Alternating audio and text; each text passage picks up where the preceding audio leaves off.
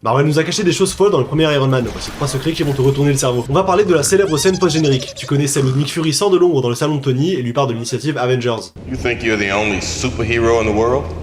Mr. Stark, you become part of a bigger universe. I'm here to talk to you about the Avenger Initiative.